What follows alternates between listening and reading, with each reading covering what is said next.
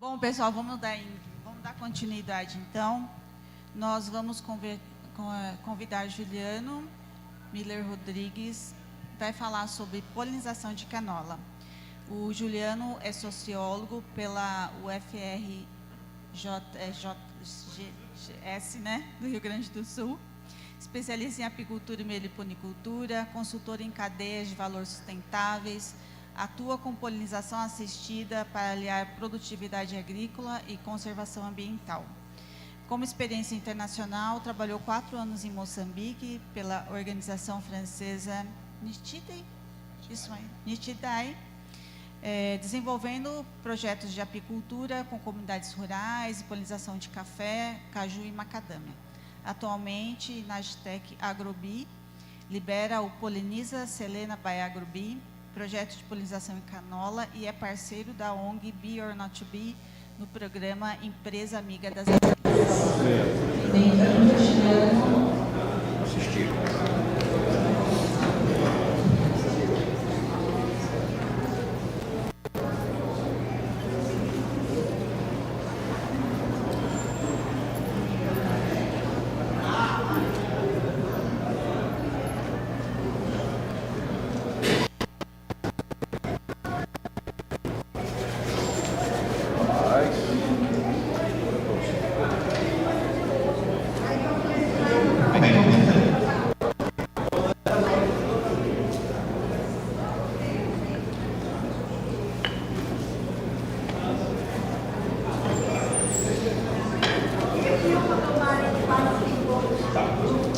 Bom dia a todos, pessoal. Meu nome é Juliano Miller, né?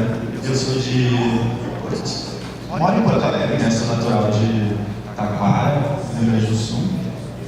Eu vou apresentar então um pouco sobre a polinização de canola, a integração então entre o agro e as abelhas, né? Esse título é mais para provocar um pouco essa ideia de integração, pensando na integração como um processo. O agro aqui se refere mais à questão de empresa agrícola, no caso da gravura de óleo, que eu vou falar um pouco, é a celeira, né? E as abelhas, aqui, obviamente, pensando numa cadeia agrícola, pensando no serviço de polinização como mais uma diversificação de renda dentro dessa cadeia. Esqueci de me apresentar também, né? Eu sou representante da Agrobi no Rio Grande do Sul e lá a gente trabalha especificamente com o cultivar da canola. Também, agora, esse ano, a gente vai iniciar com a carinata, que seria uma canola com uma mostarda amarela da Etiópia, então ela é uma variedade diferente, né? Focada em combustíveis de aviação. Um pouquinho que já me apresentei, né? Eu trabalhei 4 anos em Moçambique, atuando então nessa parte de desenvolvimento de projetos rurais com abelha, né? Então a gente trabalhou com café, com macadâmia, tentando gerar renda e diversificação de renda para comunidades rurais na Zambésia, no norte de Moçambique, e também um pouquinho na Namíbia. Atualmente estou na Agrobi, né, focado na polinização da canola.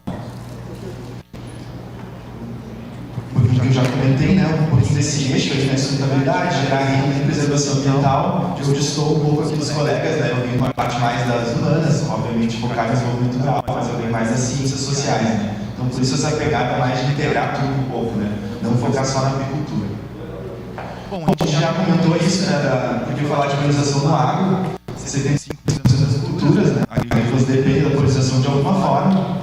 E a canola aí, então, ela responde em até 30% mais produtividade, né? Alguns estudos vão botar um pouco mais, né, mas depende muito da variedade. Então, também é um pouquinho do que eu quero falar das variedades de canola, né? A gente vai ter aí, nesses últimos anos, muitas mudanças e muita diferença, até na fisiologia e na questão do tempo de abertura da planta, etc. É bom, interessante abordar essa tendência ESG, né? Sempre surgem novas palavrinhas, a gente está agora muito em voga a questão da agricultura regenerativa. Esse ESG impulsiona muito essa parte das próprias empresas agrícolas a buscarem alternativas, tanto na parte ambiental, né, social, no agronegócio, pensando mais nessa questão de compliance, né, integrando toda a cadeia. Vou falar um pouquinho da canola, né, acho que é importante, porque não é muito familiarizada no Brasil. No Rio Grande do Sul, ela também é recente, digamos, em produtividade. Ela foi introduzida aí em 1974, mais ou menos, né? Ela é uma cultura resultante da hibridização da couza, que seria a couve, né? A couve, e ela foi então desenvolvida a partir de melhoramento genético. Até conseguirem fazer então essa hibridização e retirar esse ácido erússico, né, que ele é tóxico para o humano. Então o nome canola, né, vem de Canadian Oil Low Acid, ou seja, eles foram diminuindo até uma taxa que o humano pode consumir. Ela é acho que é a terceira mais consumida, né, acho que atrás de palma e de soja. Então ela tem alto valor estratégico e econômico, né, e então ela é utilizada para óleo vegetal, para alimentação humana, né, alimento. Biodiesel também tem o farelo. Acho que aqui, vamos ver. Bom, aqui é uma lavoura no noroeste do Rio Grande do Sul. Só para a gente poder pensar um pouquinho também, é legal da gente ver que, bom, aqui a gente vai ter trigo e milho, né, pivôs na volta. Então, a questão da deriva, né, é um fator bem importante, assim, porque se não há diálogo, não é apenas a questão da comunicação interna do gestor da área, né? Aqui, no caso, os vizinhos. Então, complica mais ainda a questão da colocação das colmeias nessas lavouras e, por óbvio, a questão dos acessos, né? Então, a gente vai ter poucas entradas, poucos locais, e é um processo diria até de convencimento a esse produtor de criar estradas ou permitir acessos, né? Então, é todo um processo, tentando integrar, então, as abelhas dentro desse cultivar, né? Ainda no contexto então da canola, né, a gente vai ter aqui as principais áreas plantadoras, normalmente nessa parte do noroeste do Rio Grande do Sul, né, se concentra mais. Ela também está descendo para a campanha, para o Pampa, então São Borja também já tem, Dom Pedrito, Rosário já teve as primeiras lavouras nos últimos anos, né. Ela tem um crescimento significativo. Esses dados aqui são da Brascanola, o Conab tem dados mais baixos, mas eu fui pela Brascanola, então ela está em 179 mil hectares, cultivados em 2024, 23 foi 105 mil, e a gente tem uma perspectiva aí de aumentar a área em 30% para esse ano, né? Ela está durante o plantio agora, então ela iniciou ali o zoneamento dela, abril, né? Mas o grosso do plantio está ocorrendo agora, na primeira quinzena para a segunda quinzena de maio. Ela é uma cultura de inverno, né? Ela é estratégica para a rotação com trigo, milho, soja e feijão. Ela substitui o trigo em sistemas de alternância, né? Ela não pode ser plantada na mesma área, ela não pode repetir a mesma área só depois de 2 anos. Ela tem um menor custo com defensivos, menor pegada de carbono. Ela é mais rústica, digamos assim, né? Ela aguenta baixas temperaturas. Ela tem uma alta eficiência de extração de óleo. Daí só para a gente comparar ali, né? 43% comparado aos 20% da soja. E ela tem um mercado e uma cadeia produtiva bem interessante aí, né? O preço normalmente é atrelado ao valor do soja como commodity, né? Questão também da fitossanidade, ela é mais favorável, então ela tem menos entradas na lavoura de químicos, né? E ela tem uma perspectiva de se equiparar ao plantio de trigo. Então a gente tem mais ou menos 1,5 milhão de trigo plantado no Rio Grande do Sul. A canola ali gira em 180, vai a 200. A ideia é que ela aumente e vai tirando um pouco da área de trigo. Ou consorciado, né, como a gente comentou ali. Rotacionado, desculpa. O Rio Grande do Sul é o principal produtor, né, está concentrado lá. Atualmente tem cerca de 500 produtores que cultivam ela no país, né. No Paraná, agora ela também sobe para o Cerrado, né. Então são outras variedades, mas ela já está sendo, como se diz? Enfim, ela está sendo adaptada ao calor, né? Lá no nosso caso ela é mais frio e úmido, né? Bom, o papel das abelhas então aí na canola, né? Ela é um cultivar autopolinizável, ela tem uma taxa alta de autogamia, né? Ela tem autocompatibilidade, então ela pode pegar o mesmo pólen, mas ela se beneficia com a polinização cruzada. Aí a gente pode pegar o beneficiamento tanto na elevação do número de sílicas, né, que em vez de ser vagem da soja, na canola é sílicas. Então, o peso dessas sementes e o teor de óleo. Esses dados a gente não tem ainda no Rio Grande do Sul, é um pouco a ideia esse ano a gente mensurar isso, porque ela é normalmente misturada com os outros grãos, né, não da área tratada. Então, a gente tem que ter aí pelo menos uns 30 mil hectares para poder valer a pena separar o grão e até para exportação. Agora eu entro mais no projeto, né? Aqui voltando a essa questão dessa tendência de SGs, de compliance, a Selena, que é a maior esmagadora e a maior produtora, ela é responsável por 65% das áreas, né, pela compra do grão. Então a Selena e a Agrobi, que faz essa integração entre o apicultor e o produtor, então ainda vindo da parte de cima, digamos, da cadeia, né?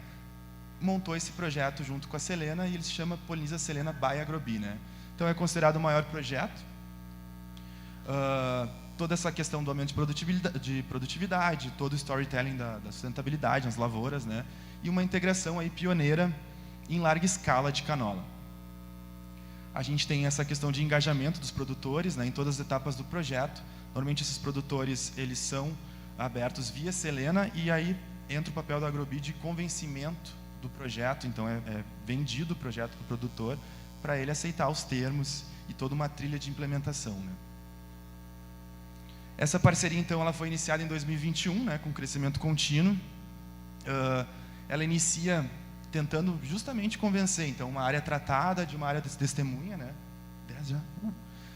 Só para a gente passar ali, então, a gente sai de 80 hectares como uma área teste para comprovar a eficiência, né? E hoje, então, a gente está em 4.000 hectares. 2025 é a previsão. A gente tem esse pulo ali para 2024. São cerca de 8.800 colmeias que a gente lida. O ano passado foi cerca de 6.000 colmeias que entraram na canola, com mais ou menos 48 apicultores. Aqui de novo sobre o programa. Alguns critérios, né, para participação. Acho que a gente também bem comentou aqui essa dificuldade tanto o perfil dos apicultores varia de cada região, mas fazer exigências, né, sendo que os valores não são tão altos para isso. Na cultura da canola é um pouquinho diferente, porque a gente vai ter um período de entre safra, é inverno, né? Então, o que é um pouquinho disruptivo desse projeto é que hoje em dia o apicultor ele bate na porta do produtor da fazenda e pede para colocar as colmeias gratuitamente, e ainda oferece mel de eucalipto, de uma florada qualquer. A canola, por ser inverno, depende do período, ela não produz muito mel, apesar de ter bastante fonte nectarífera e também bastante pólen, né? Então é mais pelo frio, se bloqueia, tu tem que abrir espaços para ter mais postura, né? Depois eu falo um pouquinho do manejo se der tempo. Mas então é feito mais ou menos uma auditoria desses apicultores para eles entrarem no programa. Então a ideia é que eles entrem dentro de um programa que depois se cria um circuito. Então sai do eucalipto, tem um gap ali, entra na canola, girassol, safrinhas, soja, vai para a uva Japão ou onde for, para então entrar dentro de um circuito de polinização. Toda a questão das documentações, né? Pagamento na entrada e na retirada, os transportes, que é um gargalo, né? Mesma coisa da questão da qualidade dos enxames, 5 a 6 quadros. Como é inverno e às vezes o eucalipto não dá conta, né? Nesse período ela tem que ser alimentada antes de entrar para chegar bem forte. Então, um pouquinho desses 3 eixos aqui, né, que é a profissionalização, planejamento e a qualidade do serviço. Acho que esses são os pilares assim, para pensar na polinização assistida na canola. Tem toda essa questão de estruturar com uma questão de segurança jurídica, contratos, é feito contratos com o produtor, é feito contrato com o apicultor. Então, é uma forma de criar um compliance, né, que tenha responsabilização. Então, o produtor ele assina um termo, um MOU, né, um memorando. Olha, os manejos vão até a pré-florada. Depois dali a gente não pode pulverizar. Se for pulverizado, tem todo um protocolo, X horas para avisar, e a gente tem alternativas para isso. Ou mover as colmeias para um outro apiário ou para uma outra lavoura e escalando ela, trazendo ela para outros lugares.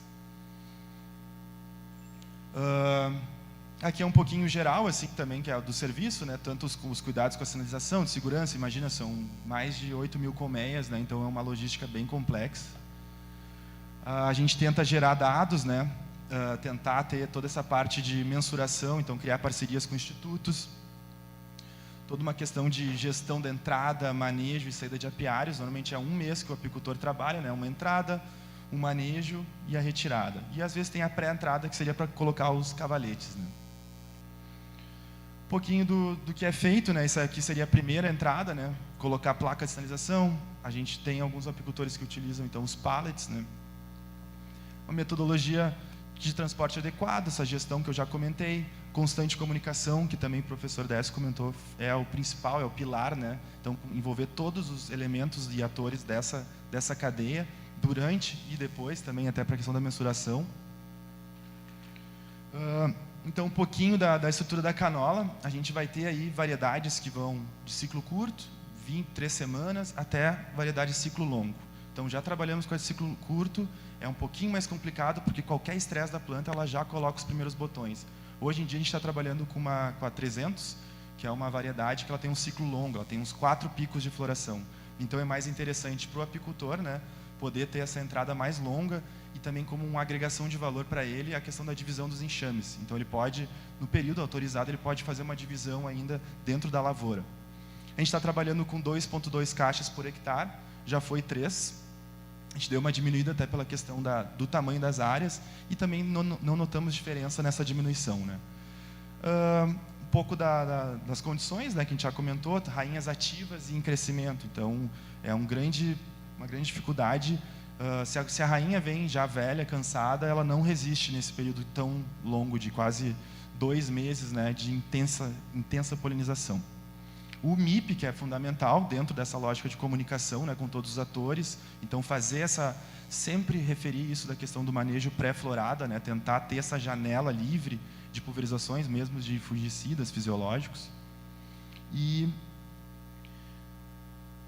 passamos aqui um pouquinho da metodologia que foi feita, né? Isso aqui passa muito, isso já faz 3 anos, né? É uma forma de convencer o produtor. Então, o produtor escolhia a área mais produtiva da lavoura para ser a área teste, né?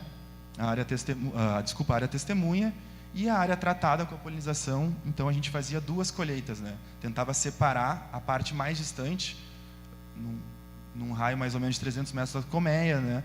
Então, uma área tratada até 300 metros da colmeia e a área testemunha cerca de 500 metros da colmeia. Depois era pesada essas áreas e fazia um cálculo de sacas por hectare. Um pouquinho que a gente já falou também da construção de boas práticas agrícolas, né? Dentro da cultura, comunicação novamente, utilização adequada, minimizar o uso dos insumos químicos, né? Faixa de segurança, indicações.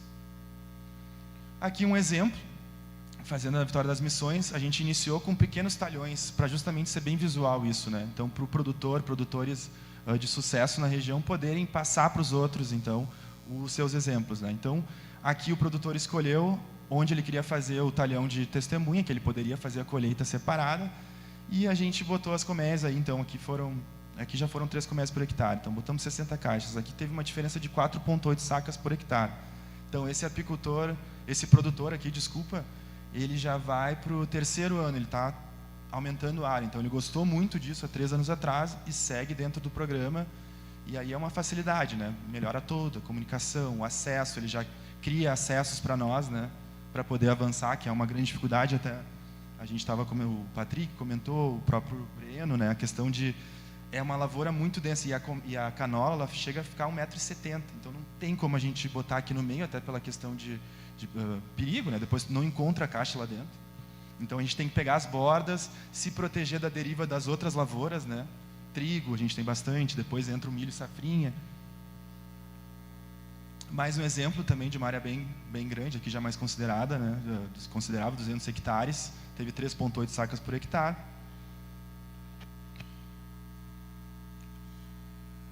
Aqui tivemos 6 sacas por hectare.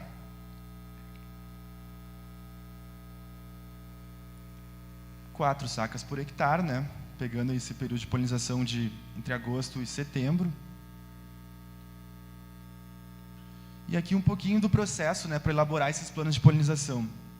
Então, a gente tem toda uma questão de análise de mapa por satélite e também para ver as curvas de nível, né? A abelha também, até a gente estava conversando sobre a questão das curvas de nível, né? Então, como a abelha é tão sagaz, acho que foi o Heber, a gente estava conversando, que ela prefere subir para depois descer carregada. Então, ela vai até no pico e depois ela desce. Então, o princípio aqui era um pouco ver as curvas de nível para ver os melhores pontos, né? Para adensar em alguns pontos, para pensar um pouco essa lógica dela. A questão da comunicação, de ver todos esses pontos e repassar nas visitas, né? Então, montar o plano de polinização junto com o apicultor e o produtor.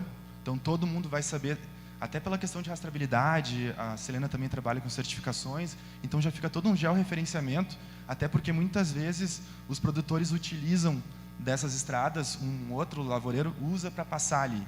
Então, isso dificulta mais o processo, tem que ser feito toda uma análise, esses pontos também podem ser passados para a máquina, né? Se passar alguma máquina, ela pode avisar, até pela questão da regulagem dos bicos, se tiver que botar algum fungicida.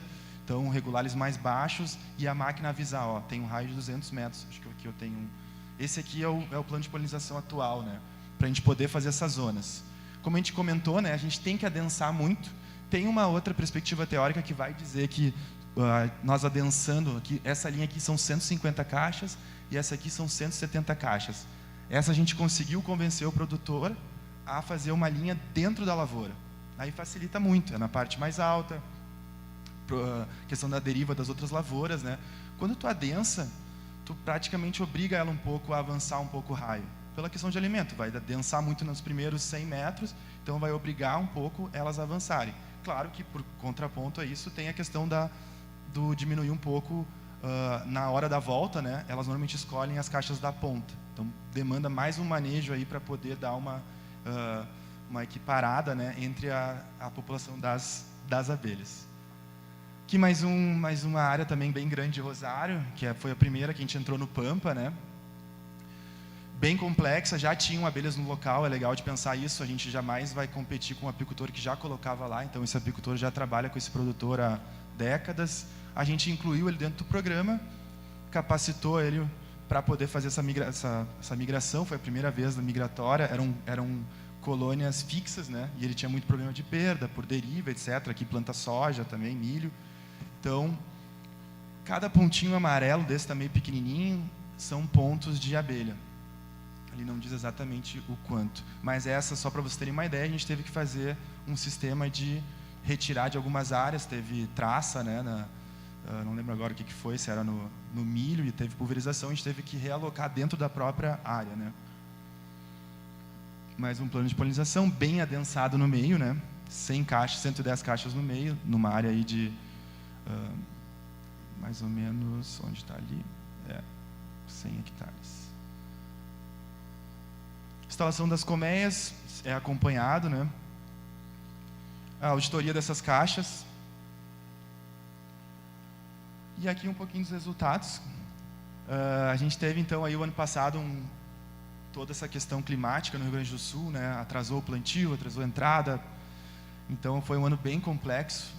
A gente teve numa média aí mais ou menos de 20 sacas e com as áreas que a gente polinizou, então a gente teve de 26,6 sacas por hectare, ou seja, teve 6 sacas de diferença. Teve mais a questão da queima das fumaças, né? Então o produtor viu isso muito visualmente. Ele conseguiu ver que a lavoura dele, por ter abelhas como um bioinsumo dentro da área, estavam polinizando. Já aquele outro que estava acostumado e ainda preserva a APP, a reserva legal certinho, ele não via movimentação. Então, praticamente por estar dentro e a distância menor, isso teve uma diferença bem visível, assim, tanto porque há um acamamento, né? Enche tanto as sílicas que tu consegue observar próximo das caixas. Isso vai ficando um pouquinho mais homogêneo conforme vai passando o raio, né? Então, ano passado a gente movimentou cerca de 5.000 colmeias, né? E não tivemos nenhuma reclamação dos apicultores, né? Então foi 100% para eles, para nós, obviamente. Eu não vou me adentrar muito aqui, que o tempinho está... Mas esses desafios e gargalos do setor, que é uma coisa que a gente tem que discutir muito, né? Tanto o preço pago, que a gente já conversou aqui, para apoiar esse apicultor, para poder ter melhor equipamento, né? E fazer... Não é tão barato botar tela excluidora, fazer todo esse manejo, né? Tanta mão de obra, etc. Então, esses gargalos de falta de políticas públicas específicas para isso, né? Essa comunicação também entre agricultores e apicultores, ela tem que melhorar, porque ela tem que ser valorizada. Como eu comentei antes, é meio disruptivo esse projeto, porque a gente está oferecendo um serviço que ele é gratuito. E, além de ser gratuito, o apicultor ainda dá o mel, então ele chega numa condição muito desfavorável. Posso colocar minhas caixas aí no inverno, porque elas vão morrer de fome, ou eu vou ter que gastar muito com alimentação. O produtor aceita, ele coloca as caixas lá e ainda paga com mel. Um outro mel, normalmente, um mel de eucalipto da safra anterior, porque a canola não tem essa garantia de produtividade. Então é meio disruptivo que a gente está cobrando do produtor e fazendo ele assinar em um termo. Para chegar nesse nível, né, eu diria que, como eu estou indo para o 4º ano, foi muito chá de banco, assim, chá de cadeira, né? Chegar lá na empresa agrícola e ficar 2 horas e meia esperando o produtor receber para poder apresentar o projeto e no final ele falar que não preciso, eu tenho meu apicultor, ele vai colocar de graça. Só que agora é legal, estou bem feliz disso, que daí 3 anos depois ele voltou, vou querer o serviço. Então isso está ocorrendo, então está mudando uma visão, assim. Então está começando a gerar frutos. Então de muitos nãos, né, agora está começando uma outra visão. Uma proposta e caminhos, né, é basicamente isso, incentivar, ter políticas para isso, né, incentivos fiscais para essa compra, isenção, eu diria, né, para poder comprar trucks, o MUC, né, pensar nisso. Um circuito de apicultura migratória, tentar integrar todos esses elos da cadeia, ainda é um processo. Certificações, rastreabilidade, até para exportar, vender isso para fora, né, vender a história da abelha para poder agregar valor ao commodity. O impacto, então, ainda nessa siglazinha do ESG, né, do ambiental, então o manejo integrado, né, na parte ambiental, redução de mortandade. Eu coloquei ali menos emissão de CO2, porque a gente tem produtores, relatos que eles fazem menos entradas de fungicida, isso diminuiu o custo e ele ainda aumentou a produtividade com a abelha, né? Então, como um bioinsumo, ele prefere pagar o projeto do que ter mais uma entrada e mais um acréscimo no custeio, né? Então, isso aí também entra dentro do econômico, né? O social, então, essa integração apicultores-agricultores, tu já vê que o apicultor agora ele já vai oferecer o serviço cobrando, isso por fora do projeto. E a gente jamais vai barrar isso. Acho que é interessante ter essas demandas, né?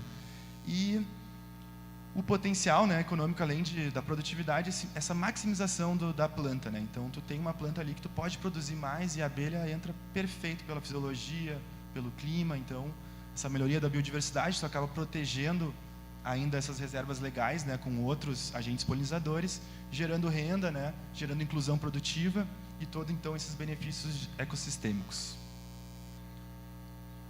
Aqui eu já falei um pouco, né? E é isso. Obrigado.